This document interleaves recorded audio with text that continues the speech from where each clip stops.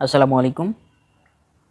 MSS final পরীক্ষা যারা দিয়েছে এখন ভাইবার প্রস্তুতি নিচ্ছে তাদের কাছে ভিডিওটি শেয়ার করে দেবেন এবং আপনিও সম্পূর্ণ ভিডিওটি দেখতে থাকুন।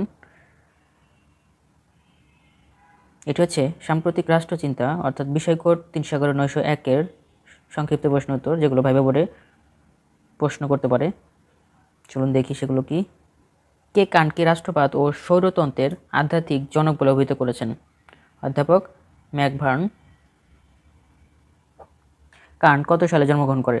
কান্ট জন্মগ্রহণ করে ১৭২৪ সালে ২২শে এপ্রিলে।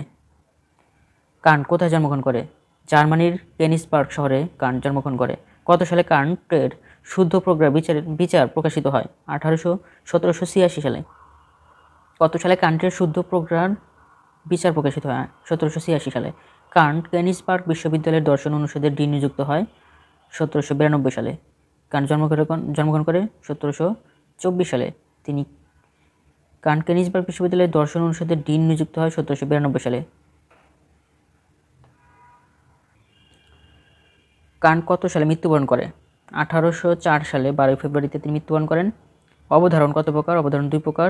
বিশ্লেষণাত্মক অবধারণ হচ্ছে সব কুমারী হয় অবিবাহিতা, এটা হচ্ছে বিশ্লেষণাত্মক অবধারণ। কান্টের বিখ্যাত গ্রন্থের নাম হচ্ছে Critique of Pure Reason. Kant বুদ্ধিবাদকে কী বলে অভিহিত করেছেন? বিচার বিযুক্তবাদ বলে অভিহিত করেছেন। অভ্যাসের প্রতিশব্দ হচ্ছে ফিনোমিনা। অবভাসের প্রতিশব্দ হচ্ছে ফিনোমিনা। কান্ট কোন দেশের দার্শনিক? জার্মানির। অবভাস কি? ইন্দ্রিয়ের কাছে প্রতীয়মান হয়, প্রত্যাখ্যিত হয় যা, তাই হচ্ছে অবভাস। আধুনিক জ্ঞানতাত্ত্বিক দর্শনে ইমানুয়েল কান্ট কি দার্শনিক হিসেবে পরিচিত?